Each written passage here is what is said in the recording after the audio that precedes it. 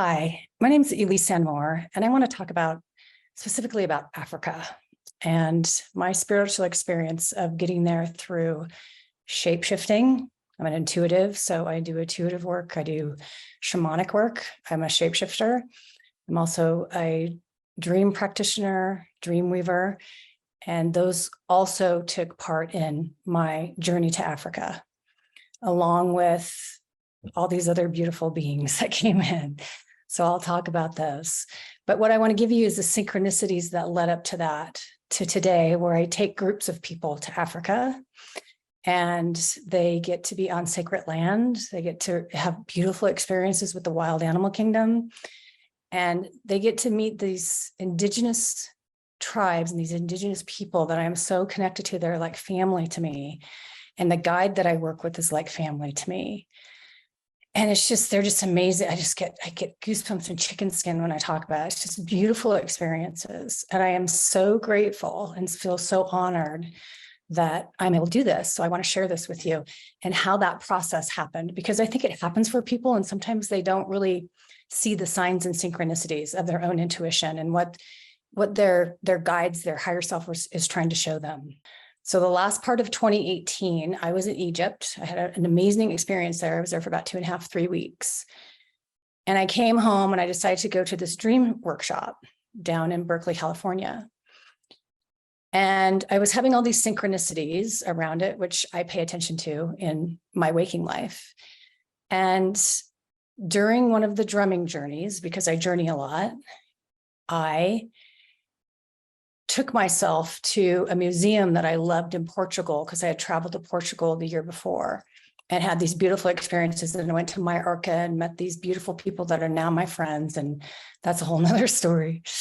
Anyway, so I was in this dream circle and they're drumming.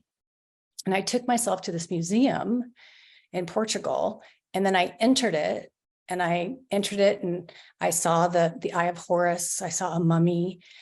And then all of a sudden I'm propelled into this room. I see this doorway in there and I walk through and I'm propelled into this room. It's like a portal from my perception. And there's all these other beings around and they're saying, lay your hands on them, lay your hands on them. And there's this beautiful granite table. And so I walk over there and I do that. And as soon as I do that, I shapeshift and I shapeshift into a lioness. I'm actually the lion. I know other people do this too. But I want to get this out there because I think a lot of people have experiences like this and they don't talk about them because possibly they're too afraid to. So I shapeshift into this lioness and all of a sudden I start running down this tunnel and I know it's underground. That's the underworld, right? But then it takes me out into the sand or the Sahara, however you want to perceive that. But I knew I was in Africa. I knew that. I was going up over these knolls. I could see this vastness. It was just incredible. And then, the practitioner that was running the workshop brought us back. And so I had to come back into my body after that. But it was one of the most incredible experiences I'd ever had. Prior to that, I was having lion dreams, specifically a lion that I met in a building. Again, that was in a basement underground, a daylight basement.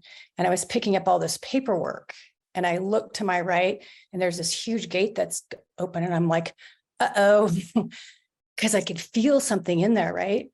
And as soon as I turned, this huge male lion just walked right by me, looked me directly in the eyes and just walked past me. And I went, wow, and I wasn't scared. So that was the beginning of all that. I would continue to have lion dreams, families of them, not really knowing quite what it was about yet, but I knew it was connected to healing work, healing my own self, my own family of origin, but it was also connected to my star families. And I guess what I'm getting at is that we're so multidimensional and we have so many different essences of ourselves. But if we pay attention to our dreamscape, it will show us what we're here to do and what lies in front of us if we choose to take that path. It's a choice. It's a conscious choice. We don't have to, but we can, right? So I have all these lion dreams continuously, probably through the next almost a year for the most part. I decided to go out and go walking and I walk And I'm a hiker and a walker, so I walk quite a ways to, it's almost like this other little community. And I walk around the road, turn down the road to the left, and I see this theater and it says some kind of lion movie. And I'm like, okay, that's a sign. And then I'm walking back and I walk into the shop and I see this lion plate. And then all of a sudden my girlfriend texts me this tarot card, excuse me, and it's almost identical, the same picture of what I'm buying in the moment in that store. I'm like, okay, this is big. So I know that I have to honor the lion. It's really important for me to do that. So I go home, I take that lion plate, I frame it, I put it up on the wall. That's when I have really significant dreams for myself. I've done that with horses, other things that have come, dragons that I've shapeshifted into. So it's really important that you honor that animal, that it's a power animal, spirit animal, however you want to perceive that. I know they're power animals for me. I have more than one. I do believe in that. Some people don't. I do. So that following January, I'm an avid backpacker as well. And I go into the wilderness, and I had a specific friend at that time and a woman that we backpacked all the time together. It was amazing. It was wonderful. But prior to that, I'm doing a journey, and all of a sudden I'm listening to the drumming and I hear, Nairobi, there's someone there for you. Nairobi, there's someone there for you, like 3 times. So I pay attention when it's like 2s and 3s, because I know it's trying to get my attention, right? My guides are. And I'm like, wow, what is that? Is it a relationship? What is it? I have no idea, right? I had no idea. I do today. It was my guide, Moses, who that now I work in conjunction with and bring groups so he can guide us in Africa and learn about the culture. It's just amazing. I'm so excited to talk about it. So, but at that time I didn't know that. So that year I go to England and I go to Glastonbury. I have all those beautiful experiences, Mary Magdalene, Arthur, all those beautiful experiences, because, we're all interconnected, right? But on the way home, I'm in the airport and I kept hearing, Nairobi, there's someone there for you, in my head, right? Or in the voice. But then I kept hearing Nairobi, last call for Nairobi. So I run down there because I want to get on that plane so bad. But I run down there and I'm just like covered in chicken skin and goosebumps, because those are true statements for me. So I run down there knowing that I can't get on it, but it's a sign for me. And then I hear someone talking about this person, this young man that hid inside of one of the wheel things. I can't remember what they're called off the top of my head. He didn't make it, but he came from Nairobi. So that was another sign for me. So I get home and I go backpacking, and I'm in the Three Sisters Wilderness area up in the Obsidian Trail. It's a huge vortex for me and my girlfriend. And I always take my drum. I carry it on my backpack. I take my rattles and I'm drumming. It's a night. It was quite almost a full moon, but not quite. And I'm drumming, and I'd done this several times. I had many experiences up there, amazing place. And I start drumming, and all of a sudden this African shaman comes in, and it's a woman, and she takes my hand and she says, and I'm drumming, and she says, this is the way to the shaman. And she's speaking about the drum. And I just keep drumming. And I'm like, wow, this is incredible. And then that all happens. My friend and I talk about all these experiences that we had during the journey. I talk about the African shaman coming in. She didn't have that experience. She had a different experience. But the next morning, when I wake up, there's a woman, and she's clear as day, like I am on this video, sitting cross-legged in my tent. And I close my eyes, I open them, I close my eyes and open them. And there's a wolf probably 25 feet outside my tent. That is such a foreshadow for me. Now I know what that's about today. But the woman sitting in the tent has short blonde hair, and she's drinking from a canteen. Now I know that was me in a prior lifetime. And the wolf is connected to myself through Mayan astrology. So there's all these interconnections. I'm not, diverting here or anything like that. I just want you to understand that all these things can come in, and we may not know what they're about at that time. But if you journal it and you write your dreams down and you go back and you reflect on them, you're going to get amazing information. So we drive back, and my girlfriend's saying, gosh, Elise, that was just amazing. And I said, yeah, the African shaman's sitting in the back seat. I can see her, I can feel her. And she goes, well, is the dog back there? And I said, yeah, the wolf's right there next to her. It was great. But then I get home and I decided to do another drum journey. And I'm sitting in my living room, just drumming, my eyes are closed. And all of a sudden she appears again. And she says, a Maasai will appear to you.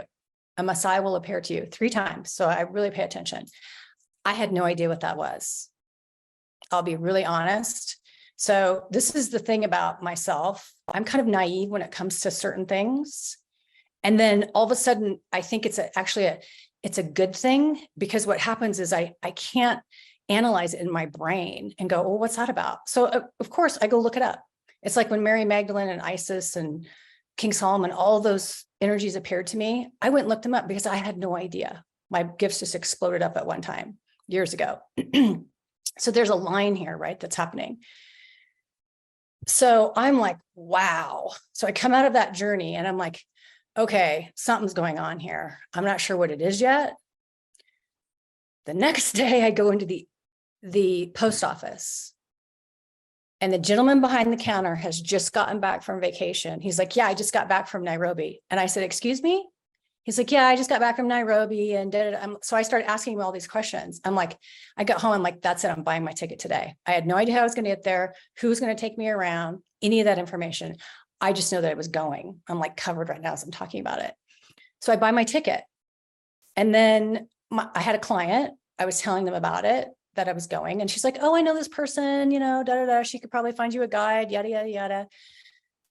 So I go with this woman from Uganda, and she introduces me to Moses, who now I'm really connected to, and his family. And I get there, and sure enough, when I get to the south of Kenya, I spent some time in the north in Samburu, had incredible experiences with shamans up there, and had an incredible experience hiking Mount Kenya. Incredible. The dreams were just out of this world. Lots of lion dreams again, wild animal kingdoms. I had a dream where just the whole wild animal kingdom came up these steps and just funneled down in front of me. It was incredible. I get to the south, and I kept telling my driver, Moses, the guide, our guide now, I really want to experience some shamans here, because that's really why I came, and the Maasai.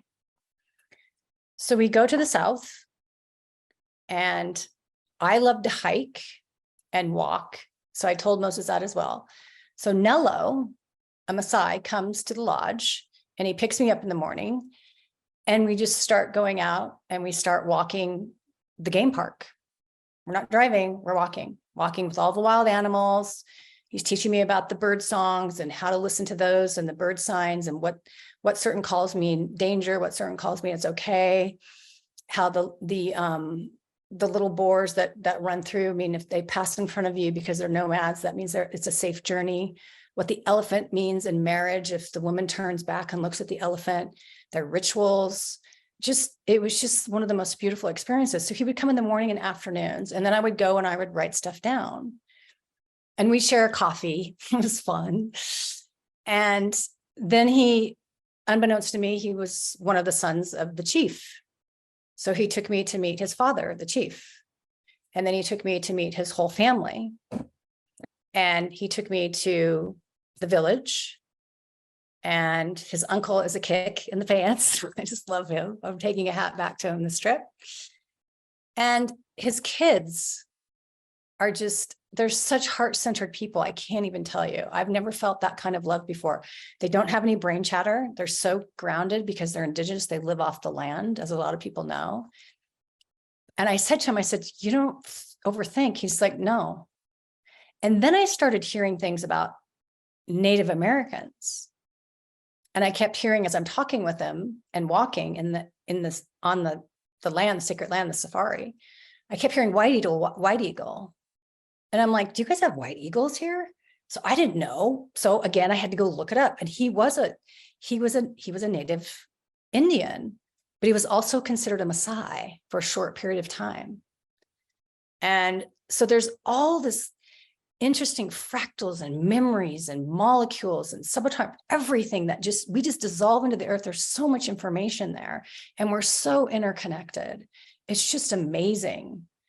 So what I'm getting at is that when we pay attention to our signs and our synchronicities and our intuition, there is such a vast world. It's never ending. It is never ending. And you can get to places that you would have never thought you would go. I never thought I would end up there.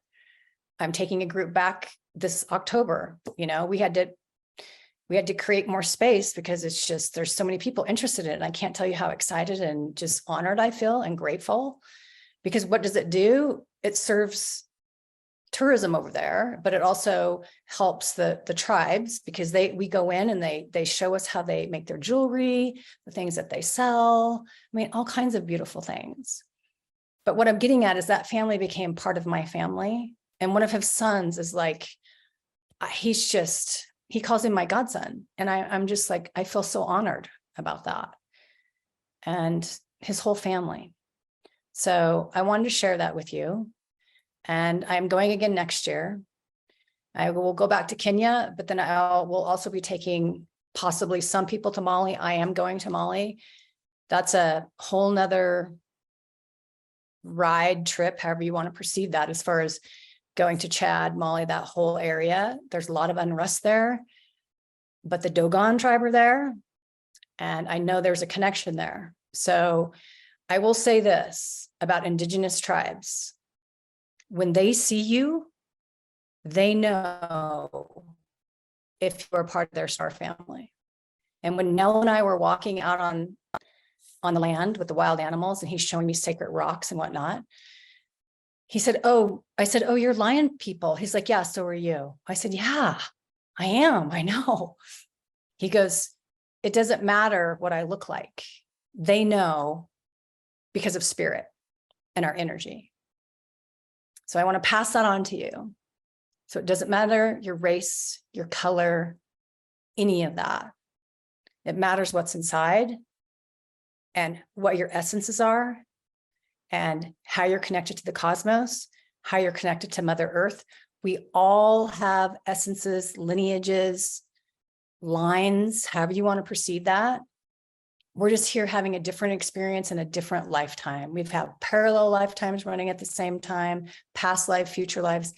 Anything that you heal right now heals all of those lives, past, future, parallel, the cosmos as a whole, the galactic cosmos as a whole. So just remember, the multisensory world is here to serve you. It's not here to scare you. The unknown world is here to serve you. It's not here to scare you. And once you connect with it, amazing things can happen in your life. Okay, that's it for now. See you next time.